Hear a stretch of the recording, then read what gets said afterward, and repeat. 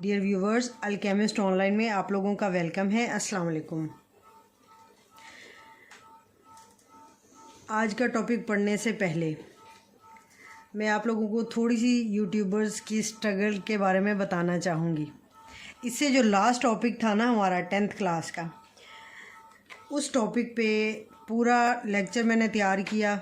मैं पूरा आधा पौना घंटा बोलती रही। मुझे लगा कि लेक्चर रिकॉर्ड हो रहा है। जब मैं आप लोगों को अल्लाह हाफिज़ कह के उठ गई ना, तो मैंने मोबाइल पे देखा, कैमरा तो स्टिल था, रिकॉर्डिंग मोड में था ही नहीं।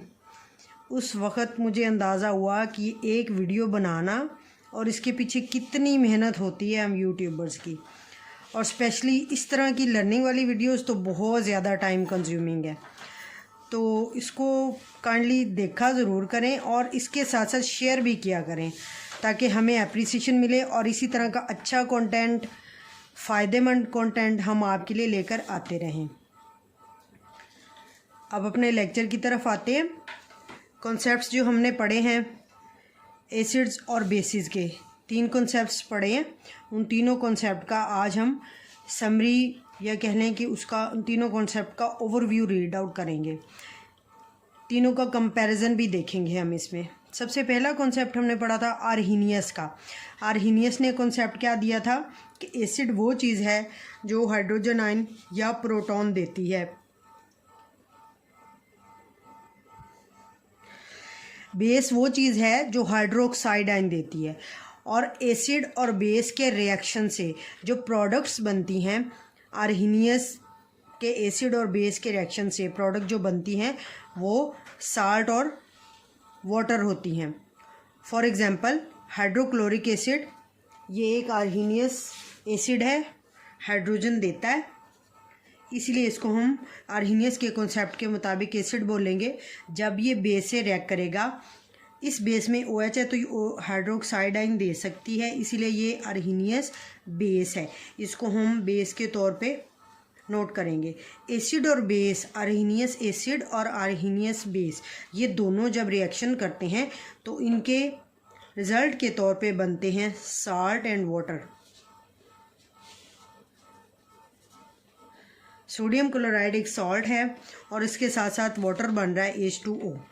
ये रिएक्शन सेटिस्फाई करता है आर्हीनियस के कॉन्सेप्ट को, इसको मज़ीद क्लियर करता है।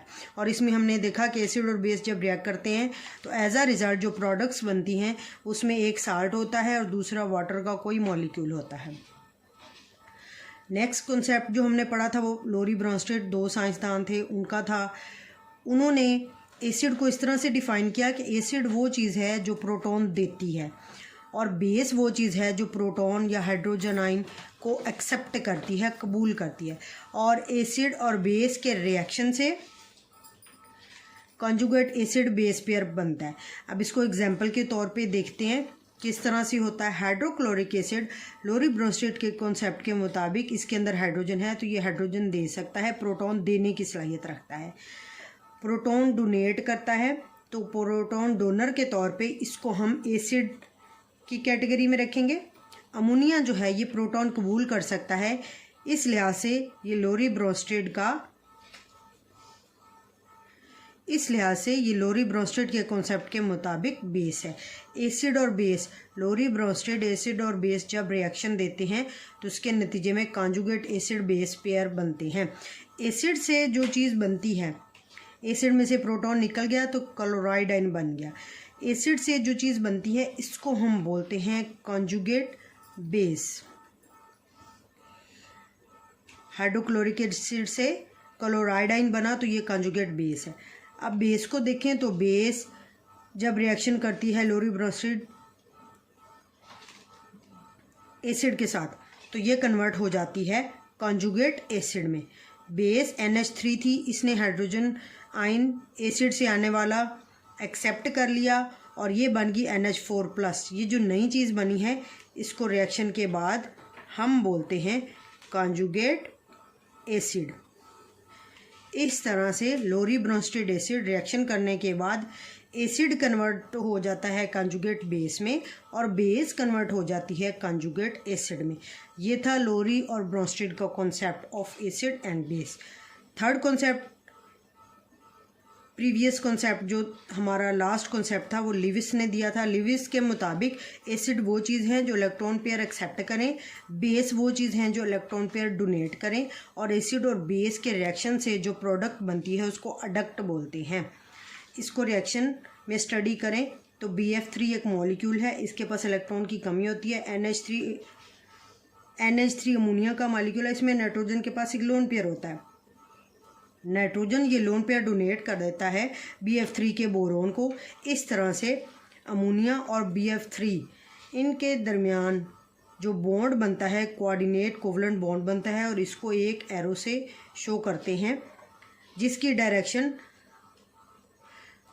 इलेक्ट्रॉन पेयर लोन पेयर देने वाले एटम से लोन पेयर लेने वाले एटम की तरफ होती है।